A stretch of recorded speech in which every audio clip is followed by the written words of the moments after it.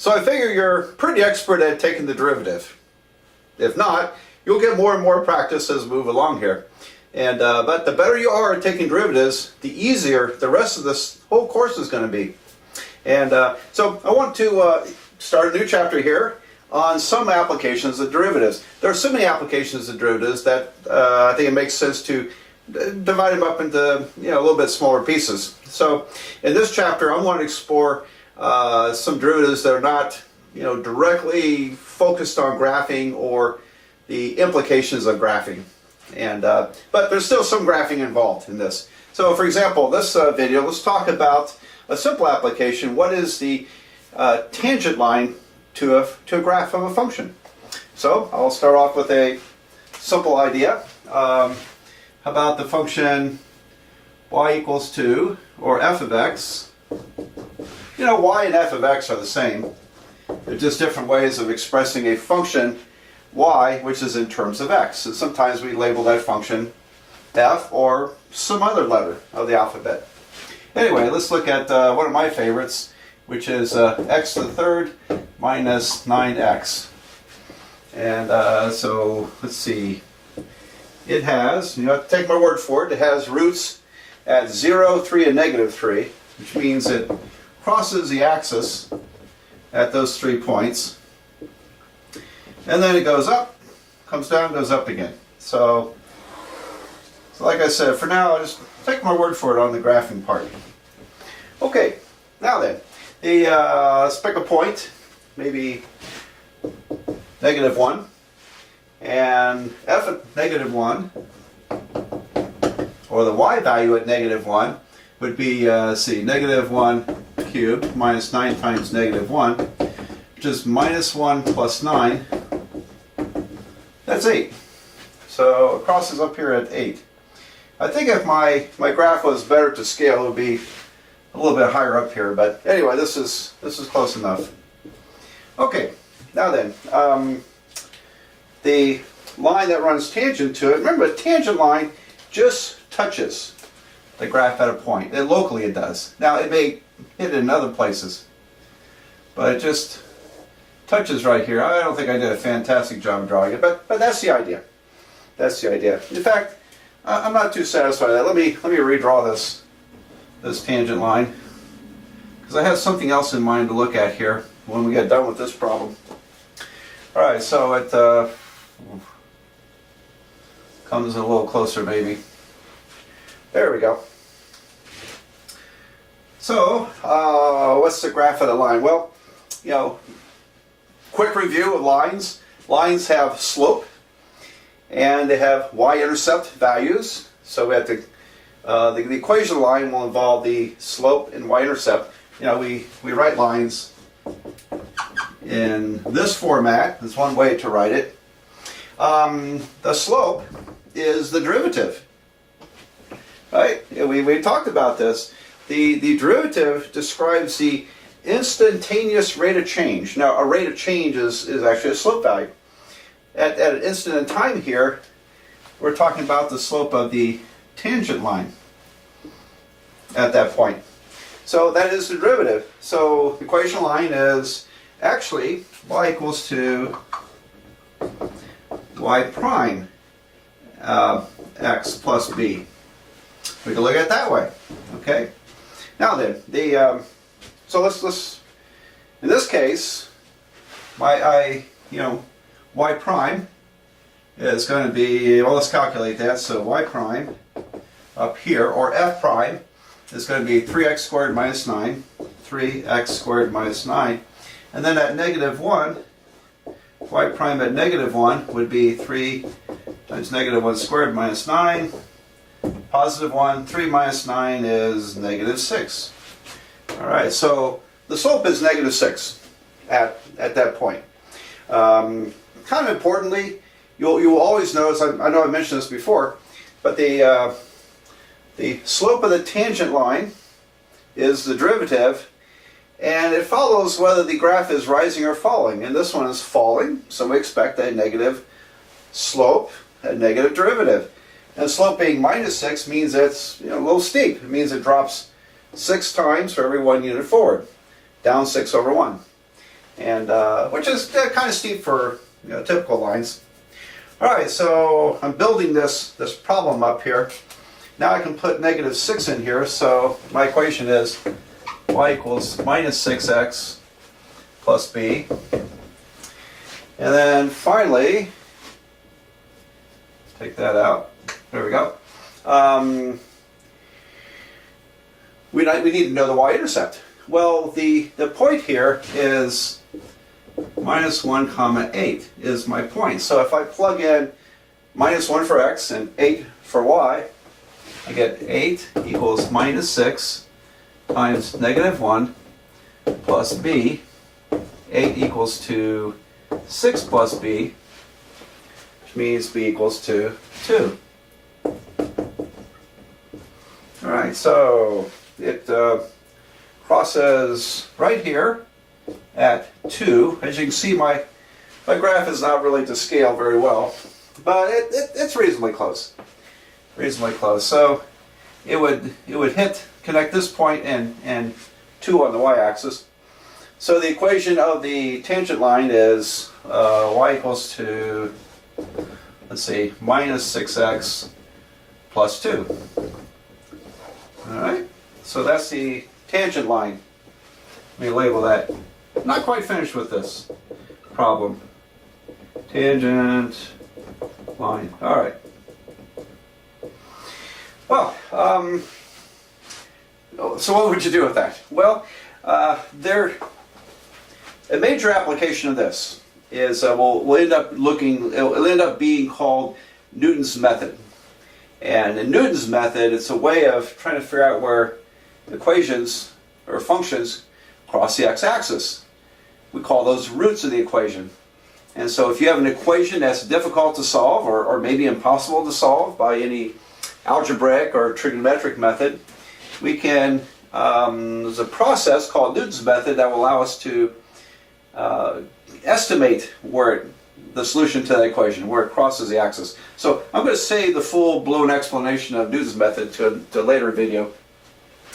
But along that line, where does this cross the x-axis, this tangent line? So make some room here. Where this line crosses the axis is where y equals to 0. You know, the x-axis is literally the equation y equals 0. All the y's are 0 along the x-axis. So if I let y equal to 0 here and solve for x, let's do that. 0 equals to -6x plus 2. Then I can in fact calculate the root of this, the root of the tangent line. I'm sorry, it's not the root of the equation, it's an approximate root though. Wait a minute, let's do it.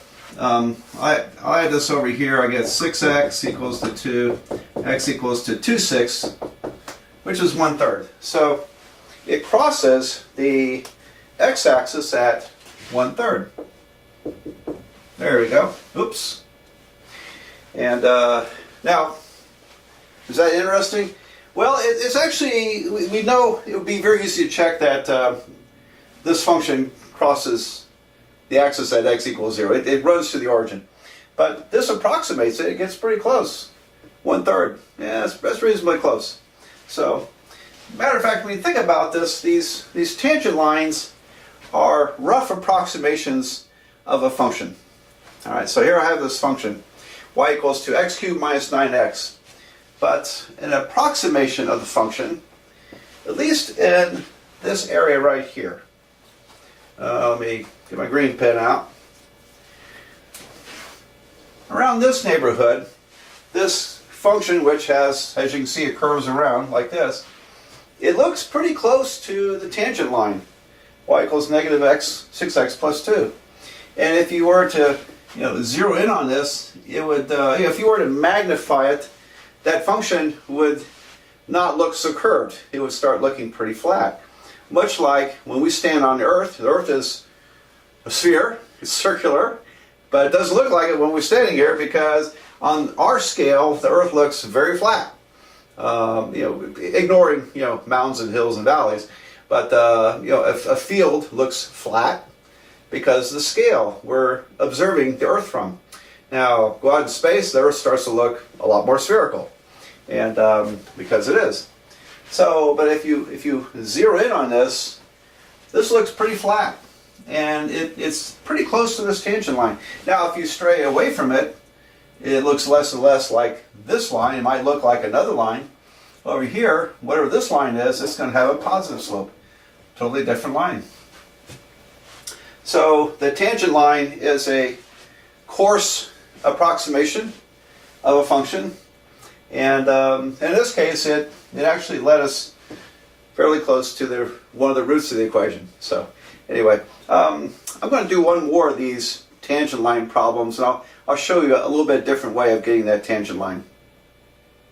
In a textbook, this kind of problem would look like find the tangent line at x equals -1 of a function y or f of x equals, in this case, 3x plus 1 over 2x minus 5. They won't give you the graph. And we're not ready to study graphs yet. However, when working this problem, I want you to see what's going on here. Because we want to move beyond just be able to memorize some process. We want to be able to understand what's it mean. What's it mean? If you want to get good at math, just start learning meaning. And that way you're better at applying math. Well, anyway, this graph, and I think we had one, I showed you one like this in a previous video somewhere. Here's how it works. If you let the denominator equal to 0, you got division by 0. The function's not defined there. So if I set this equal to 0, x will end up being 5/2, or 2.5. So it turns out we have a vertical asymptote there. You could verify that the limit as x approaches 5/2 on the left side is negative infinity. As x approaches 5/2 to the right side is positive infinity. Anyway, so this is called a vertical asymptote. It's a limiting feature of the function as x approaches 5/2 from either side. If I let the limit as x goes to infinity, now x goes to infinity, this limit would go to, because the degrees are equal, it's the ratio of the coefficients, so it would be 3 over 2, 1.5. And that's what's indicated here by the horizontal line, called the horizontal asymptote. So it's a limiting feature of the graph at extreme sides. In other words, if x goes to negative infinity, it'll end up being, the graph will approach 3/2. It won't quite touch it. And same over here, as x goes to positive infinity, this graph will eventually get very, very close to the horizontal asymptote line. All right, I plotted a couple other points just to give a little more accurate graph here. I plugged in 0 and got, what did I get? -1/5 is the y-intercept. And then plugged in -1 and +1, got points. So there we go. Of course, the red line is the tangent line, and that's what we're looking for. So let's find the equation of the tangent line. And I wanted to show you a little bit different way of finding the equation of a line in the course of this problem, plus give us a little more practice. So first of all, we know now, hopefully you know now, that this tangent line has a slope equal to the derivative at -1. So I need to find the derivative in order to find the slope of the tangent line. So y prime, and it's going to be what? It's going to be a quotient rule and also a chain rule. So, but I won't write out all the steps, okay? I expect you're getting these steps down pretty well, but we'll talk you through it. So we take the derivative of the numerator, which is 3, times the denominator, minus the derivative of the denominator, which is 2, times the numerator, 3x plus 1. And everything is divided by the denominator squared, 2x minus 5 squared. And we'll have to simplify it. I think that's a good idea. Okay, I guess you could just plug in -1 into this mess, but let's, as a good practice, let's go ahead and simplify this. So to multiply out here, I've got 6x minus 15, and then minus 6x minus 2, divided by 2x minus 5 squared. So the 6x's cancel off. I'm left with minus 17 over that. Minus 17 over 2x minus 5 squared. All right, so another observation. I think we made this observation in another video, but in this answer, the denominator is positive because you're squaring a number, as long as you're not looking at the zero of the function or the asymptote of the function, 5/2. So this is going to be positive. Numerator is always negative. So my first derivative is always negative. That tells me that any tangent line would have negative slope for this graph. All tangent lines have negative slope, which means they're falling. They're falling. So, like I said, I like to foreshadow some of the things that you'll be learning in the future here as we work other problems. Okay, now then, so what's the slope? Y prime at -1 will be -17 over -2 minus 5. That's -7 squared, so it's -17 over 49. A little hard to relate to, isn't it? Okay, it's close to -1/3. Close to -1/3 looks like to me. Maybe a little bit larger than -1/3, but so if this is a perfect graph drawn by machine on paper, you could, if you made your graph paper large enough, has scale marks over 149, so you could literally count off the slope. -17 over 49. Falls into -17, goes right 49 units. Okay, great. All right, now then, to finish this question, I want to make room for it. So I'll be back in a minute. I want to derive a different way of calculating the equation of a line. You may have seen it before, because this would be a natural thing to look at in a pre-calculus or a college algebra course or some kind of algebra course. But if you haven't seen it, I think it's worth knowing why it works. And again, like learning to know why things work means you can start applying them later, perhaps to other things. And so, if you looked at the line, ignore all this stuff right now. Y equal to mx, where m is the slope. Then that's a line that crosses through the origin, because the y-intercept is 0. So whatever it is, I'll make this one a positive slope. It doesn't really matter. Okay, so there's the equation y equals mx. And at the origin, if you plug zeros in, I get 0 equals to 0. Now then, if we move this point around, if we do a function transformation, let's move this point to somewhere else. Instead of being crossing here, let's say it crosses up here somewhere. I'm going to call that x1. I'll make that a little more legible, maybe a little larger too. I don't know if you can read all that back there. x1, y1. Okay. And same slope, so it's going this way. Then we have transformed this function by translating it from 0, 0, this point from 0, 0 to x1, y1. And so in a college algebra or a pre-calculus, you should have studied function transformations. Hope this looks familiar. So that means that in order to move it, my equation becomes, we replace y with y minus x1, we replace x with x minus x1, and there I wrote y1, x1 instead of y1, sorry about that. y1, there we go. So we by replacing y with y minus y1, we moved it up to here. By replacing x with x minus x1, we moved it over to here. And so there's the equation of a line written in that format. There's probably a name for it, I don't remember what it is. But it's kind of nice to know this at this point, because otherwise, well, I don't know, I think it goes a little faster. So I don't teach this in below calculus because I don't want people memorizing functions without having any idea what they mean, and that sometimes tends to happen. People just latch onto formulas. I said functions, I meant formulas. People latch onto formulas and so I'll just memorize this and I can plug numbers in. Okay, well, hopefully you're getting beyond that stage, if you ever were at that stage, and learning why things work. Alright, so I'm going to use this method on this problem, and I'm going to count on you having this in your notes because I'm going to erase it. So back to our tangent line problem. In order to figure out what the tangent line is, I have to know what this point is. When x is -1, then y at -1. I don't go to the derivative now, I go back to the original function. If I plug -1 into here, I've got -3 plus 1 over -2 minus 5. So that's -2 over -7, which is 2/7. There we go.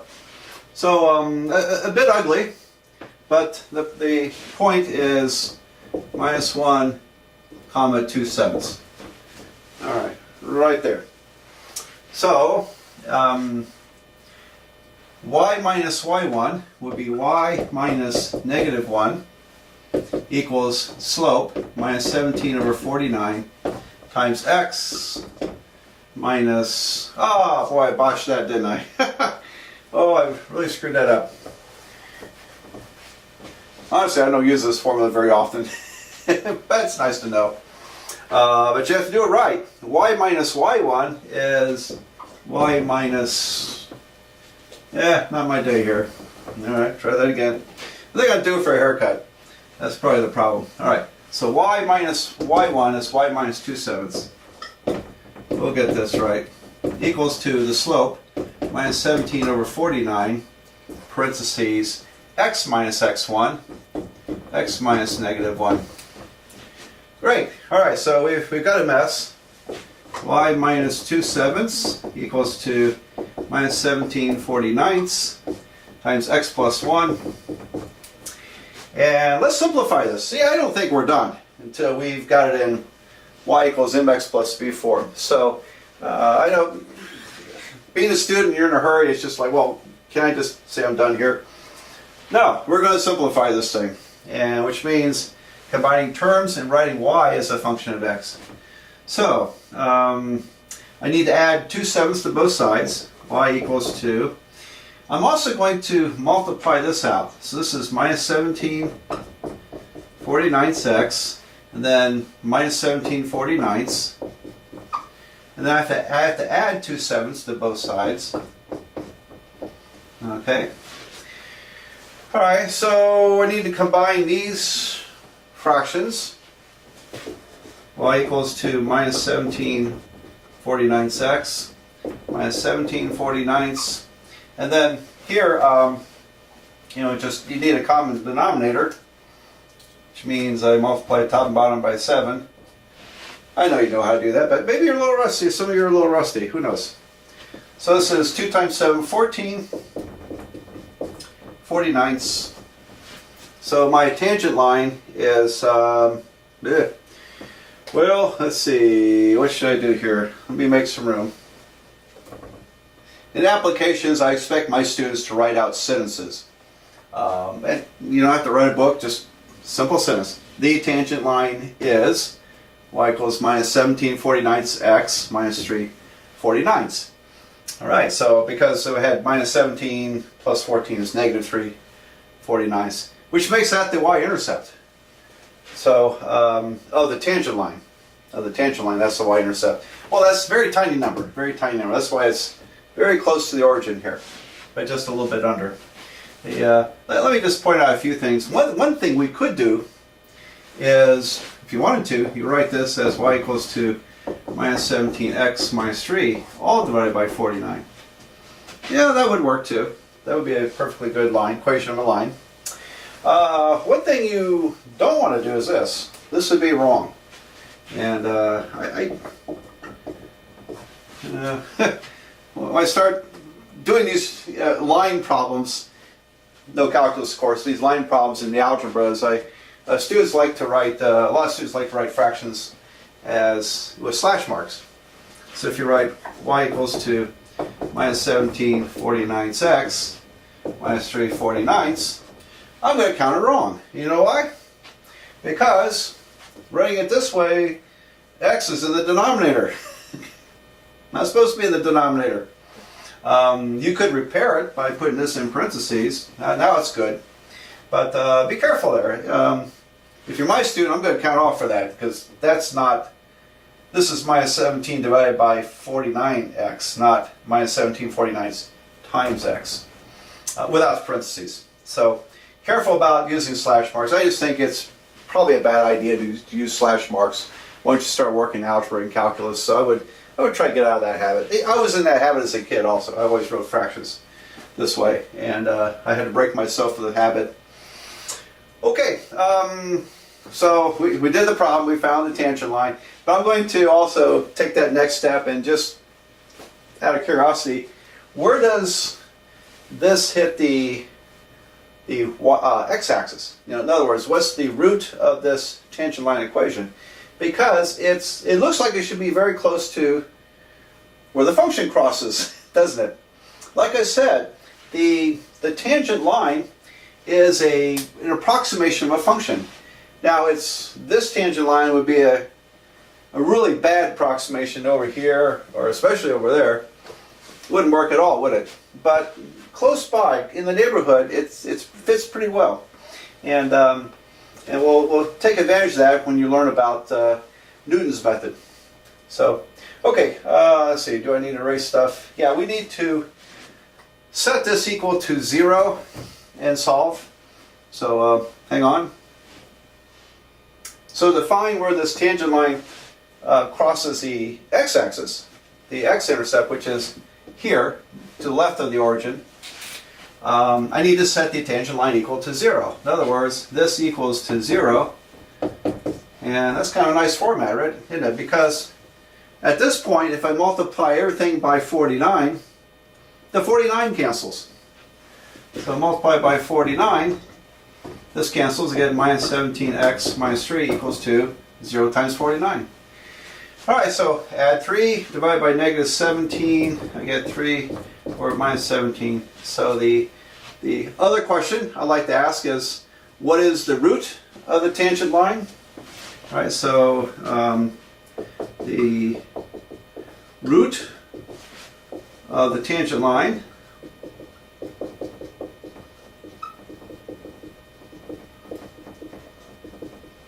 is x equal to, let's put the negative on top, negative 3/17. You know, I think a lot of textbooks put the negative to the side, which is perfectly fine. Sometimes I have it entirely on top here. I just kind of, it's kind of a mix. Alright, so the root of the tangent line is negative 3/17. It's kind of too small to draw there, but you can imagine, yeah, it's a very small fraction, isn't it? Where's my red pen? I need to keep it in a different pocket, I guess. The right there is very close to 0, negative 3/17. As you can see, it's very close to where the function actually crosses. So where does the function cross the x-axis, by the way? Well, in order to figure out the actual function where it crosses equals 0, I have to set this equal to 0. And so let's do that. We'll just keep on going with this. We answered the original question, find the tangent line of this function at x equals negative 1. And you could do that without a graph. You don't need to have a graph in order to do that. But I like to work problems like this with a graph so you can see what's going on. And besides, it helps you understand later stuff we go through. All right, notably, graphing functions and Newton's method. Second question was, let's find the root of the tangent line. Where does the tangent line cross the x-axis? We calculated that, x equals negative 13ths. And finally, because we can do it with this function, what is the root of the function? And so the root, I'll write this out. The root of y equals 3x plus 1 is, the solution is the solution to 3x plus 1 over 2x minus 5 equal to 0. There we go. So we have to set the function equal to 0. Now, in practice, some functions you can set them equal to 0. You're not going to be able to solve it.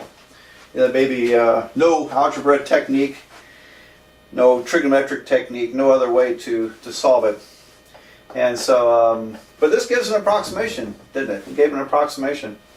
All right, so the When you set a fraction equal to 0, here's another tip. If the fraction equals to 0, that means the numerator has to equal to 0. Why? Because if the denominator is equal to 0, you would have division by 0. Okay, so we need a non-zero number down here, but we need a 0 on top. And so that means I just set the numerator equal to 0. 3x plus 1 equals to 0. And so subtract 1, divide by 3. X equal minus 3, 1/3 is the root. Okay, so it actually crosses at 1/3. I'm sorry, minus 1/3. So, and this is just too cramped to really see the difference, but it's pretty close. Here's minus 1/3, and the red one is a little bit smaller, negative 3/17. But you know, it's reasonably close, So, okay, well, that's nice discussion of tangent lines, and we'll go on from here.